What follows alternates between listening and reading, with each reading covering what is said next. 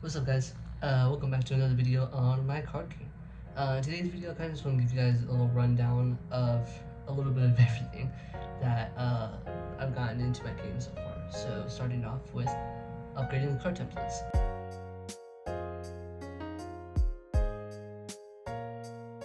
So I already changed the templates yet again.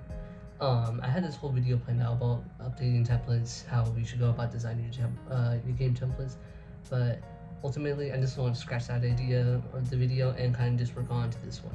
So, my game right now has had 8 iterations and multiple different templates, but I think now, even though I've said it before that I'm happy with them, I think it's at a point right now that I'm really happy with them, and here's what they look like. Now, it isn't much different compared to the previous one that I've showed on some of the videos already. Just like tweaks in terms of where the type boxes. I kept the name box the same where it is, and the art just takes a bit more of the card. However, what I am excited about is introducing frames around the name box. It's also another way to define what rarity the card is. So not only do you have the little triangle guy on the bottom, you're also going to have a different name box, and it's going to show you what rarity it is. So right now I have one for common, which is a regular rectangle. Rare is a little rectangle with a little spike in the middle. And then Prism Rare and Dream Rare I'm still working on, but I do want to make them look a bit more obviously in detail. But I just really want this to be a key design, and allowing the player to understand when they look at the card, oh, I know what rarity that card is. Alongside the change to the name box, I did one for the type box. More specifically right now, the figments. So in the Prism figments for both the digital and scrap realm, you'll see that they have a themed box around where it says what type of figment they are and what realm they're from. It was kind of just a little change that I did, and I'm really happy with it because I didn't want to just do like another line across the entire art, especially since they are a bit more leaning towards the full arts. So I did want to have it a little bit of a themed out text box, and it also just a cool little element, and you get a distinction from the rare to the Prism Rare. And I'm pretty sure you've already seen this through some of my videos, but here's the back of the cards.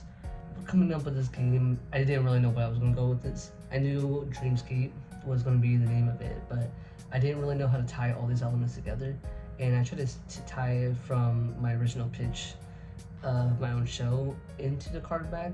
And it wasn't until recently, these past few weeks, that I sat back down.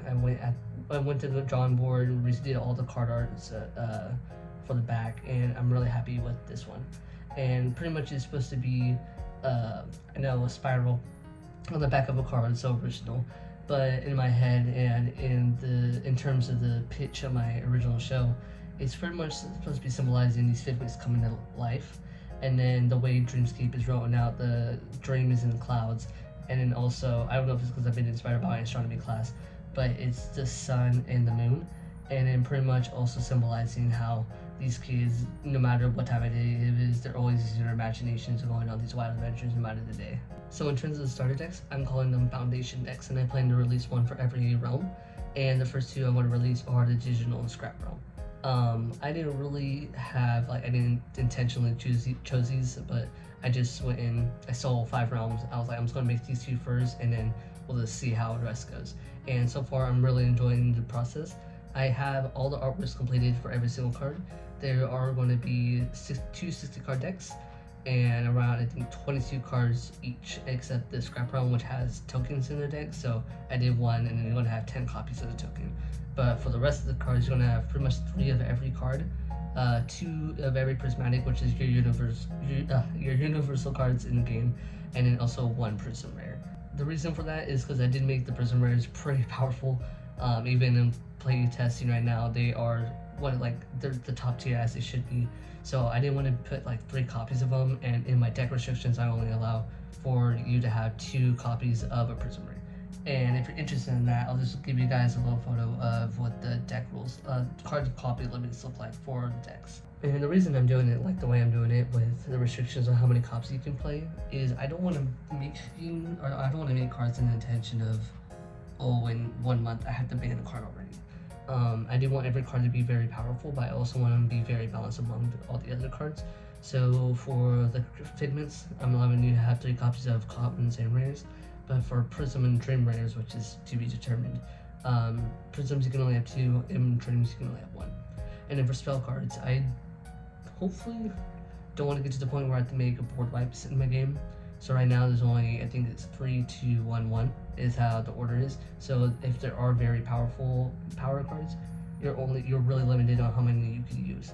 So hopefully in time hopefully this ends up balancing themselves out, and I do plan to release a set after the starter decks, and hopefully when I get all the cards out, when people start making the decks, hopefully this card copy limit ends up working.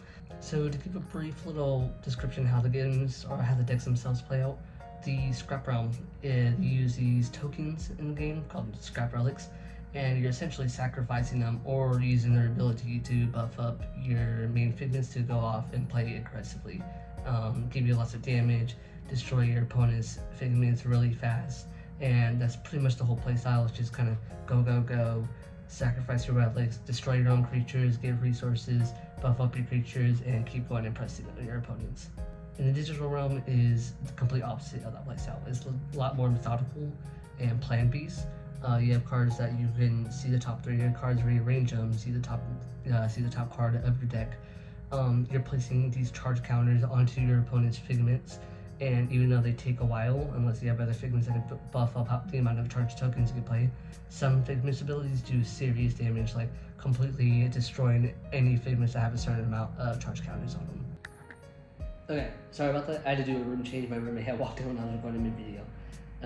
But yeah, so Scrap Realm, Digital Realm, 2 different play styles. I've been doing this on Tabletop Simulator, and it's been really fun so far. I had to do a lot of buffs to both decks. There's times where the Scrap Realm was too powerful, there's times where the Digital Realm was too powerful, and I had been jotting down notes about, oh, change this card, change this card. And right now, I think I'm at the point where both of them play pretty evenly. One just doesn't completely smash the other anymore. There's definitely a lot more back and forth of the games, but there's also times where one deck is definitely leading in, but also times where the other deck has made a comeback. So it's been really fun to play it like that. I've also had to change sometimes the Digital Realm cards specifically. They were the ones I was having the most issues with, and I've definitely buffed up a lot of other smaller cards, and they definitely make a much bigger impact when they're on the field, not so much when they're off the field. So pretty much where I'm at with these games.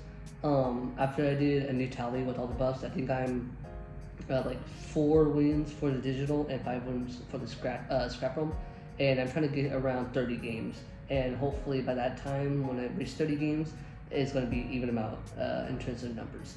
And I am going to plan on playing the game with other people, and also people who just don't know anything about card games, because I feel like it's a really good ratio to get the people who do and who don't know how to play the game. So enough of the play styles. I really wanted to show this. This is the main reason why I scrapped my previous video, was I wanted to show off the deck boxes, and I am super happy with how these turned out. I think I'll end up showing a photo of what the original deck box looks like, and I don't think, or you guys even seen it in the last video, and I don't really think there's something bad or wrong about it. I think just after I did these ones, it was just a lot more minimal, and it just popped out a lot more than the other decks. So with that said, here are both the starter decks so far.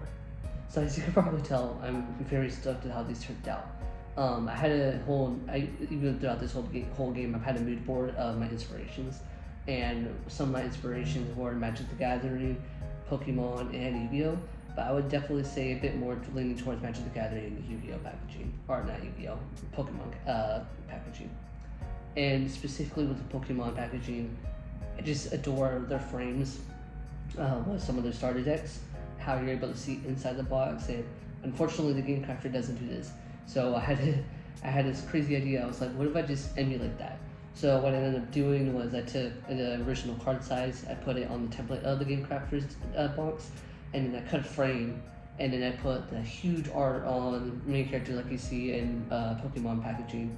Did a little cut around, and I had to put some effects on the little frame, and I feel like it really killed. It really looks good with the effects and everything after that. And of course, after I did Scrap Realm, I had to do the same for the Digital Realm. And this one, even though the Digital Realm did take me a little bit longer, mainly because Mega Cytherion, their boss, has like his usual she's like this ball of lightning out of his mouth.